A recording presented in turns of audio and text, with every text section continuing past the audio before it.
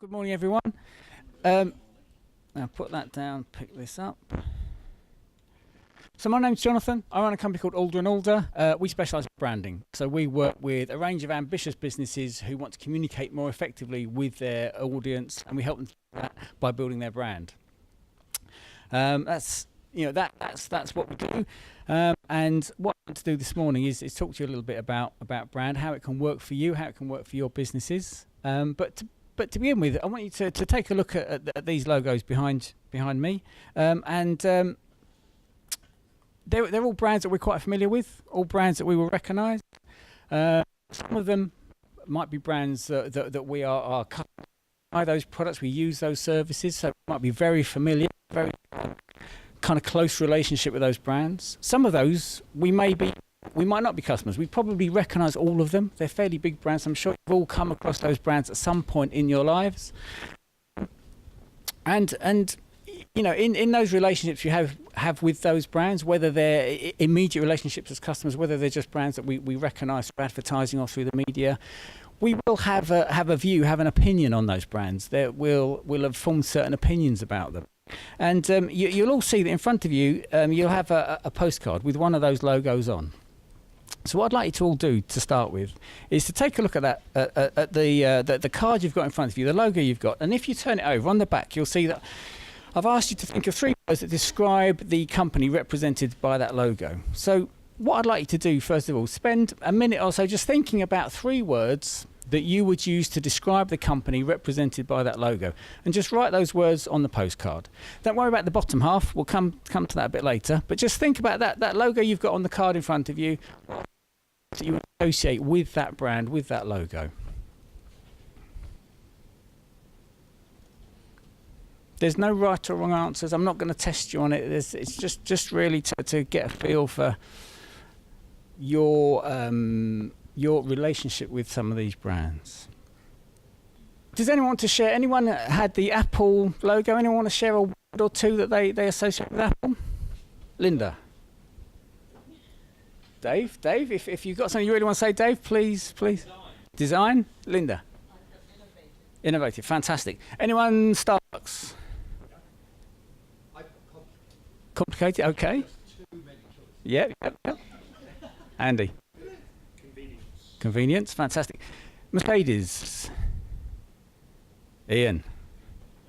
I put luxury and then planet destroyers because their electric options are terrible. Fantastic. Anyone got Nike? Yeah, innovative, health and well-being.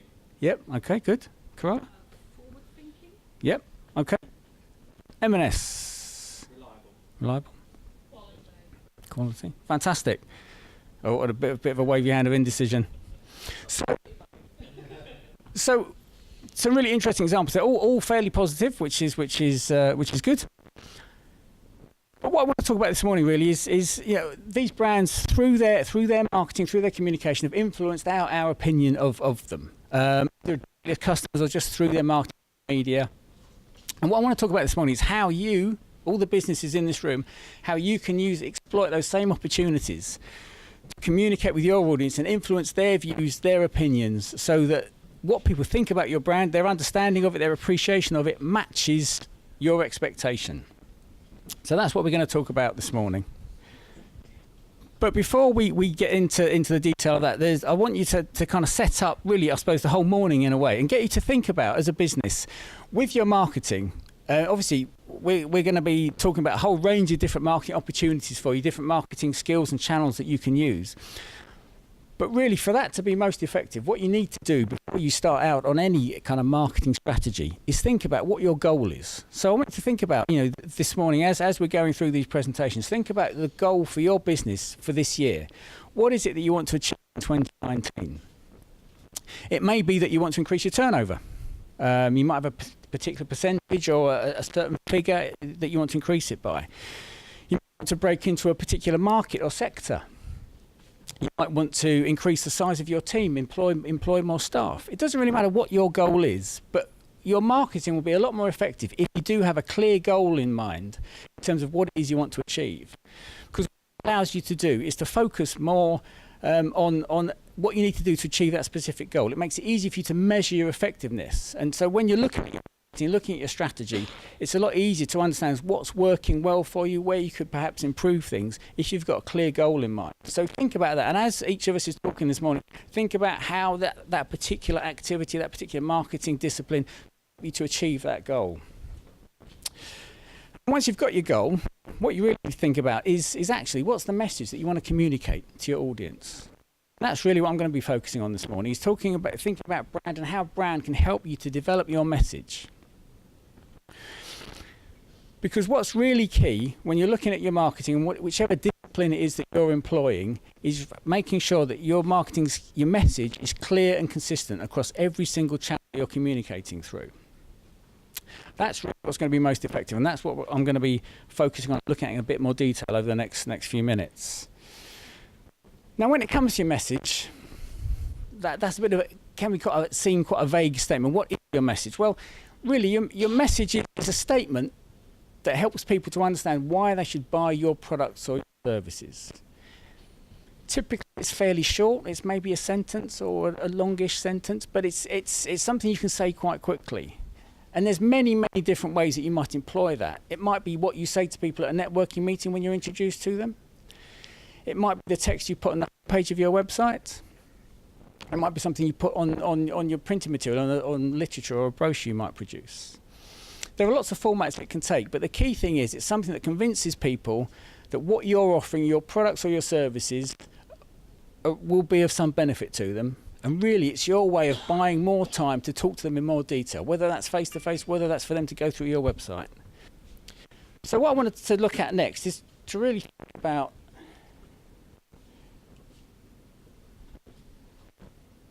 message, and actually how do you begin to create your message? What goes into it?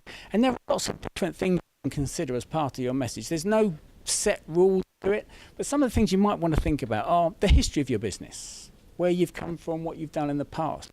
You might want to think about the values within your business. You could consider what your purpose is, what it is that drives your business. You might introduce your expertise into it, talk a little bit about what it is that you do, what it is you're really good at, where your skills lie. There's a whole host of things you could consider.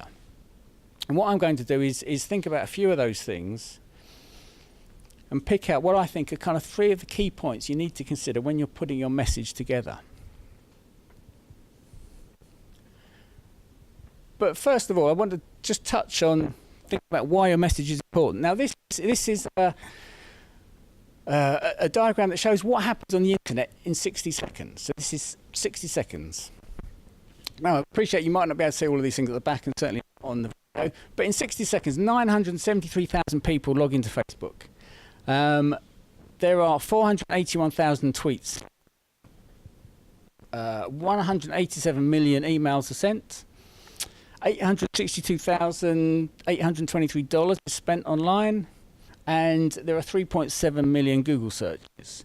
And that's in 60 seconds on the internet. And that was last year. I imagine most of those figures have gone up a bit by now. Now, what I think this illustrates for us is 2 things. The first is that there's a massive opportunity to engage with people online. Only looking at online. Obviously, there's lots of other channels you can use to market your business. But online, there's a lot of stuff going on. So if you want to reach customers, that's a fantastic place to do it because there's so many people out there. The flip side of that is it's an awfully competitive marketplace. There's an awful lot happening. How do you stand out? If there are 187 million emails being sent every 60 seconds, why is anyone going to take the time to look at your email? How is yours going to stand out? That's why having a really clear and consistent message is so important. Now, when you look at a chart like that and think about some of those figures, the whole idea of marketing and engaging your audience can seem quite daunting because it's a busy, crowded, noisy marketplace out there. One of the ways to make that more manageable is to break the whole process of communicating and engaging your audience down into smaller pieces, smaller, more manageable elements. And this is a table that we use to do that. We call it our customer loyalty ladder. And basically, there are 5 steps on the ladder. And it takes you from a point where your audience down at step 1 know nothing about you. They've never heard of you, they've never seen you. So how do you begin to actually achieve recognition, get them to notice that you exist?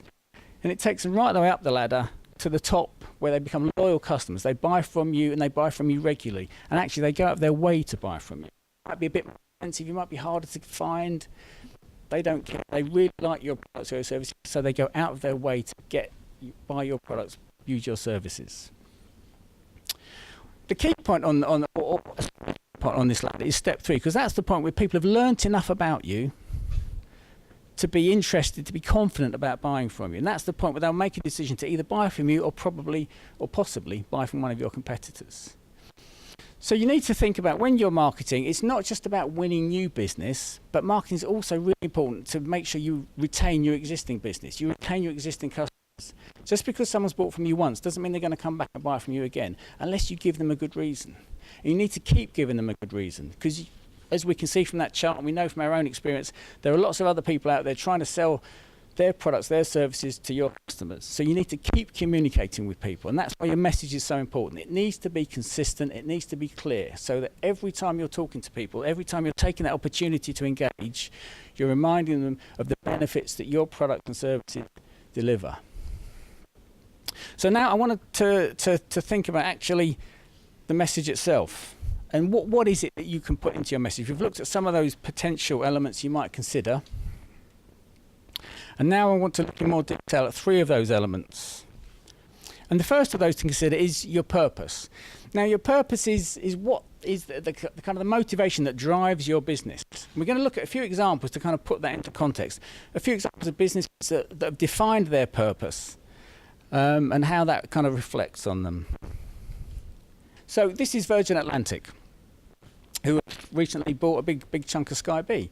But their mission statement, our mission statement is simple: to grow a profitable airline where people love to fly and where people love to work. Macmillan Cancer Support improves the lives of people affected by cancer. Nike, to bring inspiration and innovation to every athlete in the world. And the final one, Amazon. Our vision is to be Earth's most customer-centric company. Now, what you'll notice from all of those is they're fairly short. A sentence, a longish sentence, but they're fairly short. And there's 2 reasons why short purpose is really useful. It's easier for you to communicate, for a start. It takes less time whether it's something you're talking about, whether it's something you're putting into your digital or into communication. And also, it's easier for people to remember. It's easier to remember if it's a short statement. But what's key about having a purpose is it's very well to have a great statement that describes, your purpose, what drives you, what motivates you within your business. But actually, for that to really be powerful, it needs to be something that's evident in the way that you do business. So I just want to take a look at Amazon. They talk about being Earth's most customer-centric company. So if we think about the origins of Amazon, way back in the 1990s, they started out selling books online. They got quite good at selling books online, so they started selling a whole bunch of other stuff online. But what's interesting about that initial web experience, they introduced various innovations to make them more customer-centric that now we take for granted when we're shopping online.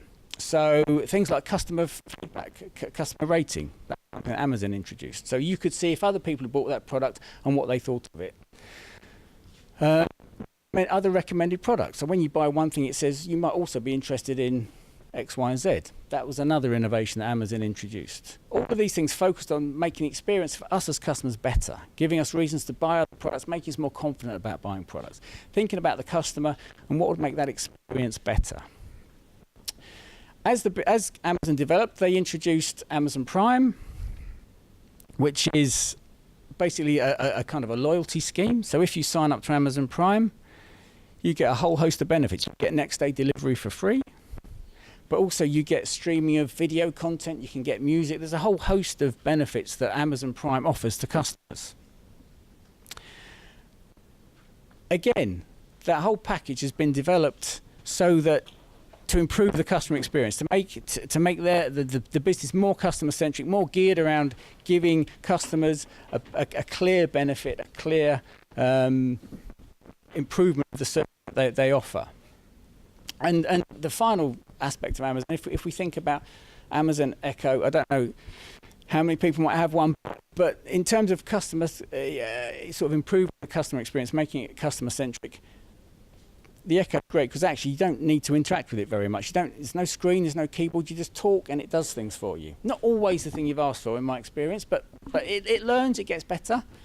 But that's amazing. In terms of being customer-centric, they're removing more and more of those barriers for us being able to do the things we want to do. So if I want to turn the radio on, I don't have to touch a radio. I just tell it to turn it on and Alexa does it for me, usually.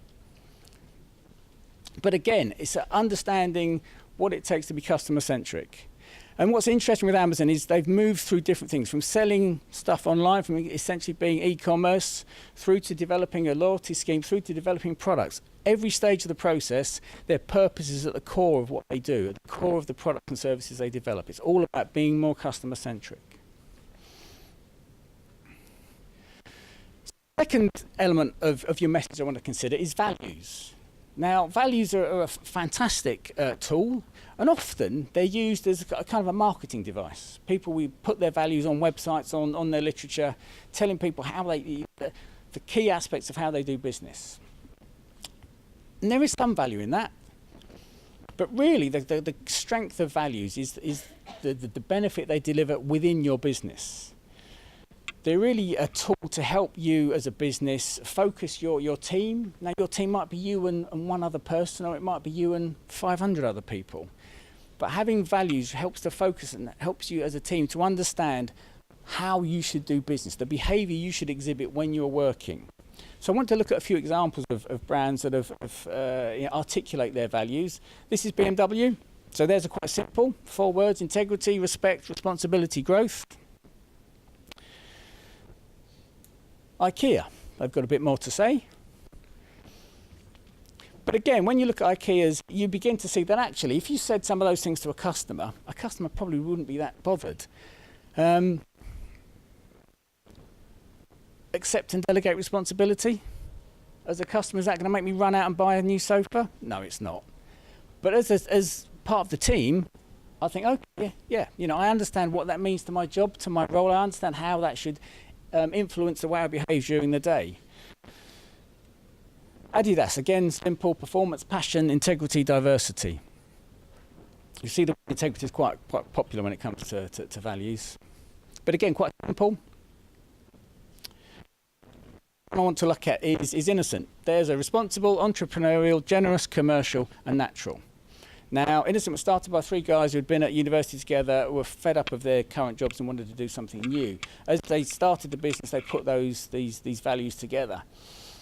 Now, obviously, values have different benefits to different businesses in different ways. But Innocent's quite an interesting example because the 3 founders established those values when they launched the business. 10 years later, their business had gone from a start-up to being worth £100 million. Now, it wasn't purely because they had 5 values, but that obviously helped them to focus. And as the business grew and more people were brought into the business, it was one of the elements that helped them to keep focused, to help them to understand what's important, how they need to behave as an expanding team, and a team that was moving into different countries, multiple offices, helped them to keep that focus. So values can have a very tangible benefit to your business. And the final element I want to consider in terms of business and in terms of kind of the message to communicate, your business uses to communicate, is to think about your audience. Now, audience seems obvious because, we've all got an audience, we're all looking for the right audience to sell to. And it can be very tempting as a business to look at all the customers out there and think, fantastic, there's lots of people out there. Let's try and sell to them all, because some of them surely want to buy what we're selling. So let's tell all of them about it and we'll sell more products. But in reality, most businesses are practical. We haven't got the resources in terms of the budget or the manpower to sell to everybody. So we need to look at all the potential customers out there and identify who the right ones are for us, who our target market is. Out of the mass, we need to pick out those people we actually want to sell to, the people who are going to be interested in our products or services. That way, we can make the best use of our marketing resources, whether that's time, whether that's money, whatever it is you use for marketing. You can use it more effectively if you're selective about who your target audience is. So what you need to do is look at your audience and begin to categorize them. An easy way to manage that is to break them down into different groups. If you're a business selling to other businesses, you might choose to do that by the sector that they're in. You might choose to sell to manufacturing businesses or to tourism or to business services. There's a whole host of different sectors you might choose, but understanding which are right for you might be one way of doing it. You might choose to segment by turnover. A certain size of business you know is more likely to buy your products or your services. If you sell to consumers, to the man or woman on the street, you might do that through gender. You might do it through their family life. You might think, actually, we want to sell to people who've got families, young families. That's our target audience. You might do it by age. There's a whole range of different ways that you can categorise your audience. But what's important is to recognise that doing that it takes time to do it. That's why lots of people don't. They just think, let's just send our message to as many people as possible and we'll probably find some customers. It takes time to segment, but actually it enables you to communicate and to market much more effectively, to make a much better use of your resources. The value of that is, I wanted to sort of give a few examples of some companies that have looked at their audience and recognised the importance. And I came across these figures fairly recently. But it was looking at the high street, retail on the high street. Now, most of the stories we've heard in the last 12 months about retail on the high street have been terrible, how the whole high street's crumbling and everything's falling to pieces. And if you look at things like House of Fraser, Debenhams, Marks and Spencer's, even John Lewis, clearly the high street is a very hard place to succeed at the moment. But there were a few examples that I came across in an article. And one of them they gave was the company Joules. We've got one in Princess A. They sell clothes to men. They have a whole range of different product ranges, different segments. They sell online, they sell through their store, they sell through other stores. But their sales over the past 6 months have gone up by 11.7%, when a lot of retail has been heading in the other direction. One of the reasons they've identified as the reason for their success is they've got a very clear focus on who their customer is and the products that they provide for those customers. Their products are kind of, leisure wear, high-end sort of leisure wear. So they're not interested in being really fashionable. They're not trying to be ASOS or Boohoo.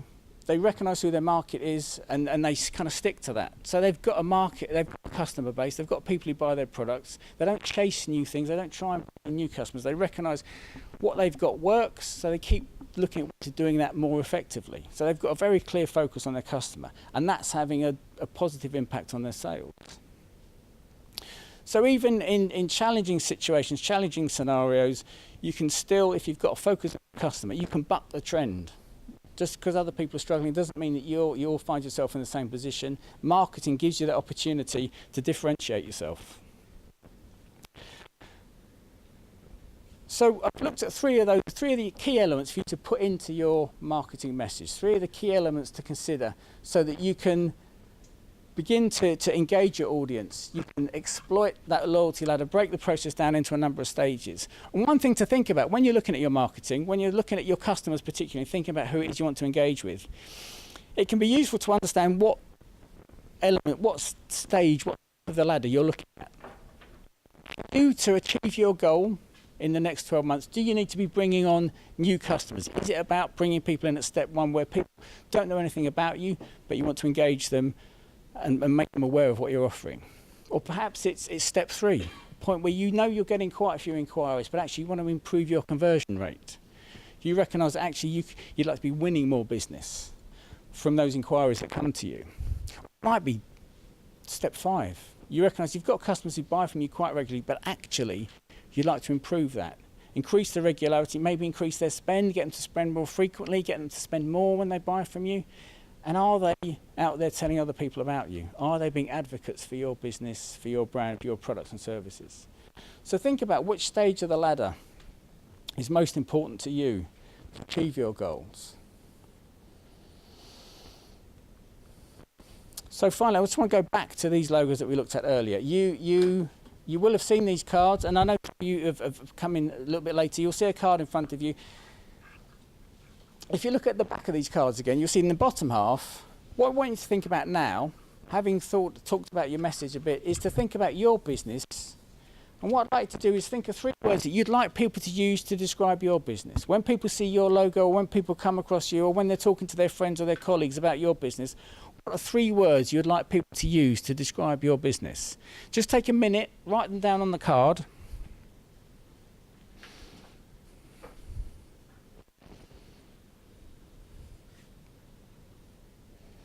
There's no right or wrong answers, it's just words that you would like people to use to describe your business.